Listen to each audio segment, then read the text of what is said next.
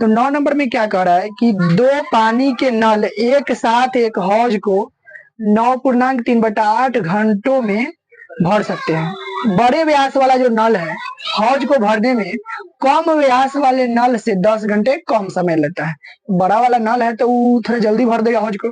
प्रत्येक द्वारा अलग से हौज को भरने के समय ज्ञात कीजिए। माने बड़ा वाला जो नल है उसके द्वारा हौज को भरने में कितना समय लगा, और छोटा जो नल है उसके द्वारा हौज को भरने में कितना समय लगा वो निकालना है हमको। ठीक है, तो जो निकालना है ना उसी को ना मानते हैं। लिख देंगे क्या, माना कि छोटे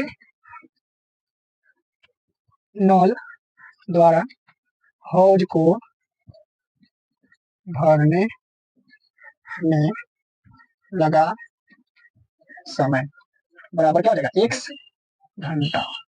मान लेते था बड़े नल द्वारा हौज को भरने में लगा समय बराबर क्या हो जाएगा, क्योंकि कह रहा है 10 घंटा समय कम लगता है। क्या कर रहा है, बड़े व्यास वाला नल हौज को भरने में कम व्यास वाले माने छोटे व्यास वाले नल से 10 घंटा कम लगता है। तो छोटा वाला को x माने तो बड़ा वाला का क्या होता है x माइनस 10 घंटा। प्रश्न से हौज कितना है, एक ही हौज है ना, एक ही हौज है ना, तो 1/x प्लस दोनों मिल के कह रहा है कितना देर में, तो 1/1 ना बट्टा फिर 1/x माइनस 10 बराबर कितना है। देखो अब क्या करेंगे, इसके बाद इस दोनों का एलसीएम निकालेंगे। तो x और x माइनस 10 का एलसीएम तो नहीं निकलेगा, तो ऐसे लिख देंगे x इंटू एक्स माइनस 10 लिख देंगे।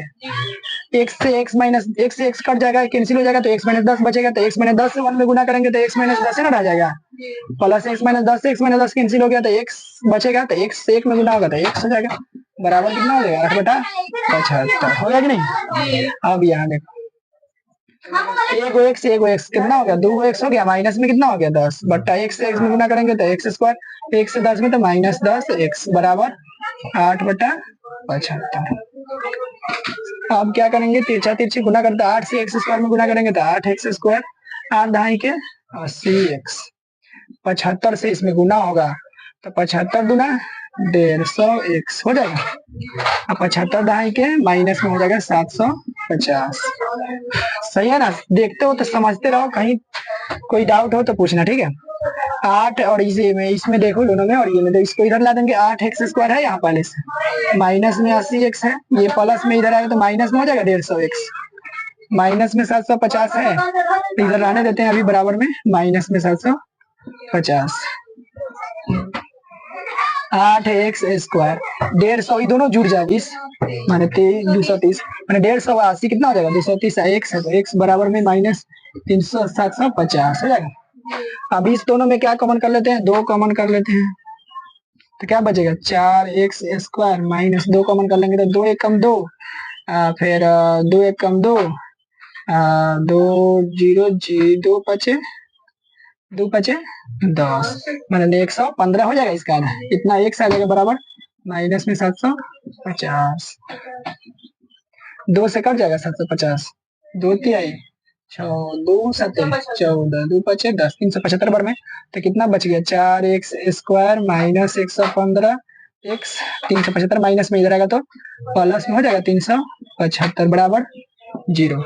इसको हम क्या करेंगे, इससे इसमें गुना करेंगे, इससे इसमें गुना करेंगे, जो भी आएगा ना उसका गुणनखंड करेंगे तो जो भी आएगा ना उसको गुना करने के बाद जोड़ने या घटाने पर 115 के बराबर होना चाहिए। तो 375 का गुणनखंड करेंगे कितना बार में कटेगा, 7 5 12 3 15, 3 से कटेगा 3 एकम 3 3 गुना 6 और फिर 3 पचे 15, 125 बार में 5 से कटेगा 3 से नहीं कटेगा, 5 से कटेगा 5 दूना 10 पचे पचे 25 5 पचे 25।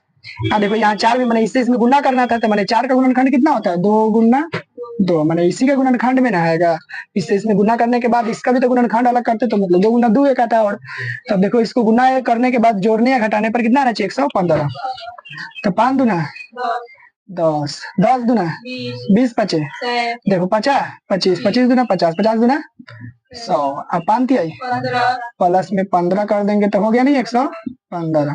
लेकिन हमको लाना है माइनस में, तो इसका मतलब दोनों को हम माइनस में रखेंगे, अभी भी आ जाएगा। दोनों को माइनस में रखेंगे तो माइनस में 115 नहीं आ गया। चलो अब ठीक है, और 4x² माइनस में रख देते हैं हम 100x, माइनस में रख देते हैं 15x, दोनों माइनस में जुड़ेगा 115 नहीं आएगा, प्लस में 375 बराबर 0। 350 कैसे लिख देंगे, 375 में प्लस में 375 बराबर 0।